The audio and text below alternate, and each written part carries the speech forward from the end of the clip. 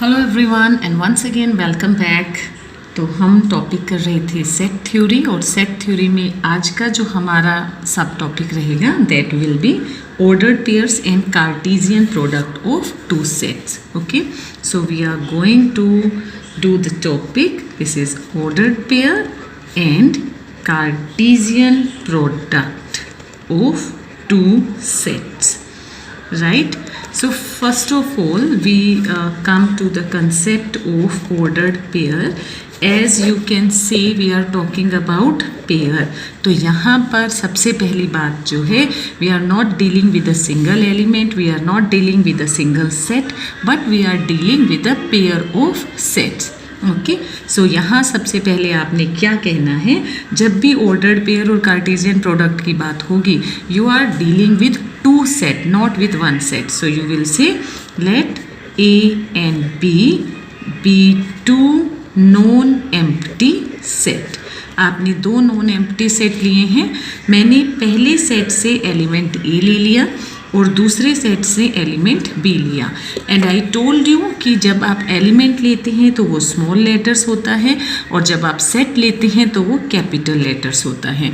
मैंने दोनों सेट से एक एक एलिमेंट लिया, ठीक है.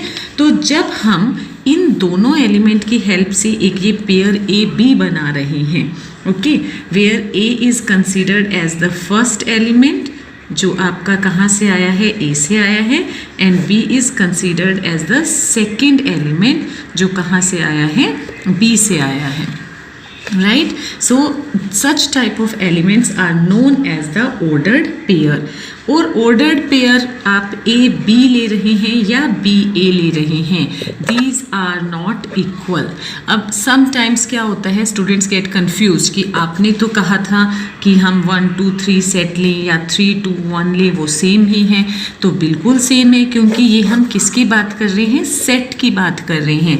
सेट में आप नंबर ऑफ एलिमेंट्स जो हैं अगर वो सेम है और एलिमेंट्स को आगे पीछे लिख रहे हैं, यानी कि उनकी पोजीशन जो है उनको आप चेंज कर रहे हैं, तो उस पर कोई फ़र्क नहीं पड़ता, they are considered to be the same. लेकिन अगर आप ऑर्डर्ड पेयर ले रहे हैं और ऑर्डर्ड पेयर में आप एलिमेंट्स की पोजीशन चेंज कर रहे हैं, then these are not considered to be the same one. तो ये डिफरेंट ही कंसीडर्ड होंगे. अगर मैंने कोई ऑर्डर्ड पेयर 2 3 लिखा है और आप उसको 3 2 लिख रहे हैं, तो वो दोनों अलग अलग कंसीडर होंगे, क्योंकि रोल चेंज हो रहा है ना. पहला अगर सेट ए से आ रहा था, दूसरा एलिमेंट सेट बी से आ रहा था, यहाँ उल्टा हो गया. पहला एलिमेंट सेट बी से है और दूसरा सेट एलिमेंट जो है वो सेट ए से है. तो यहाँ पर मैटर करता है पोजीशन का, राइट. दूसरी बात, इफ़ यू रिमेंबर, जब हम सेट लिखते हैं हम ये ब्रेसेस करली ब्रैकेट का यूज़ करते हैं. 2 3 1 5 सेट ए मैंने ये ले लिया, ठीक है. इसी तरह सेट बी मैंने सपोज ले लिया, इट इज़ 4 8 9, ठीक है. तो ब्रेसेस यूज़ होती हैं. लेकिन जब आप ऑर्डर्ड पेयर ले रहे हैं, सपोज मैंने एक एलिमेंट 2 ले लिया ए से और 4 ले लिया बी से, तो 2 4, अब ये ऑर्डर्ड पेयर है. तो इस ऑर्डर्ड पेयर में जब आप ब्रैकेट्स यूज़ कर रहे हैं, ये स्मॉल ब्रैकेट्स हम यूज़ करते हैं, ओके. अब हम आते हैं कार्टेशियन प्रोडक्ट पर. So when we are talking about Cartesian product of set, again भाई जब आपको प्रोडक्ट की बात हो रही है, इट मीन्स वो एक सेट की तो बात नहीं कर रहे हैं, तो वहाँ पर आपको एटलीस्ट 2 सेट चाहिए.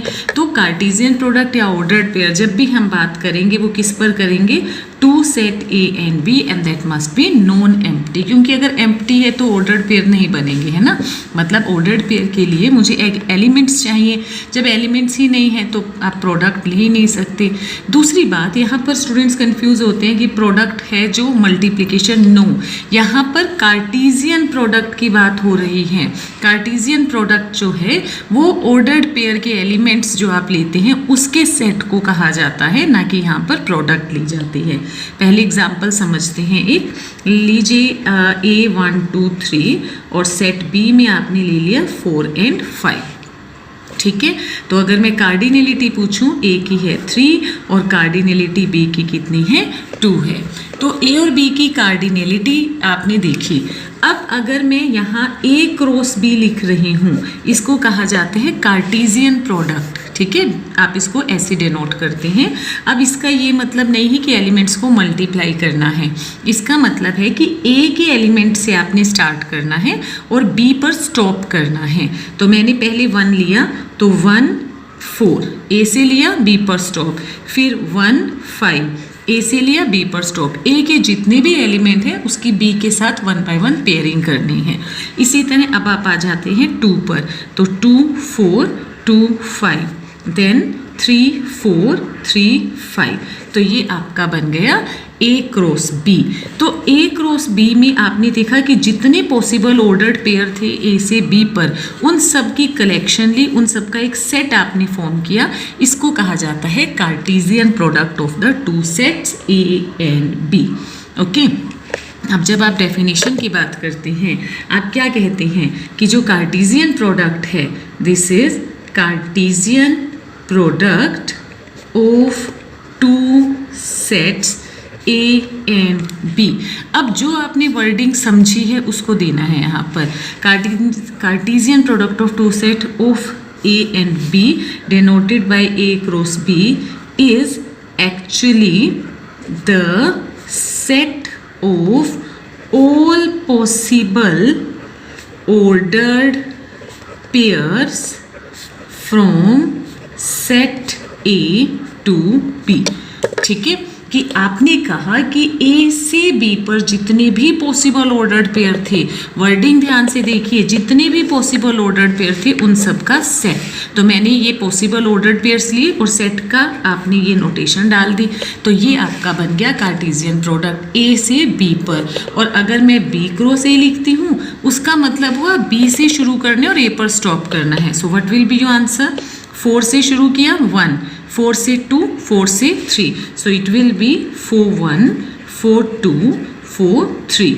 उसके बाद 5 के साथ 5 1 5 2 5 3, it is 5 1 5 2 and 5 3। So you will see कि यहाँ 1 4 था, यहाँ 4 1 है, तो ये दोनों जो आपने A क्रॉस B और B क्रॉस A फाइंड किया है, इसको इक्वल कंसीडर नहीं किया जाता।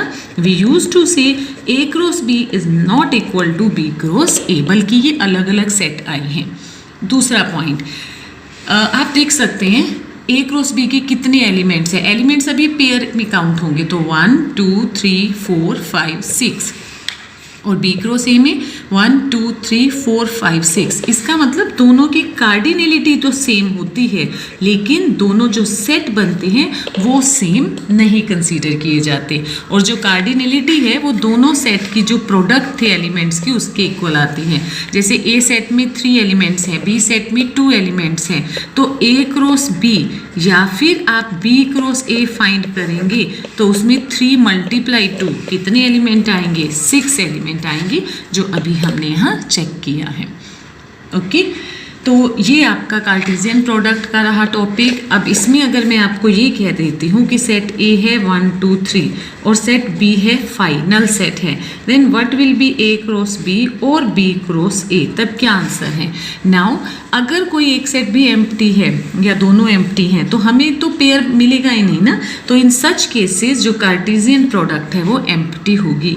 अब आपसे क्वेश्चन पुट किया जा सकता है, ऐसा कौन सा केस है जहाँ पर A क्रॉस B और B क्रॉस A सेम आ जाए? तो कौन सा केस है? या तो दोनों में से एक सेट एम्प्टी हो या दोनों ही एम्प्टी हो। इन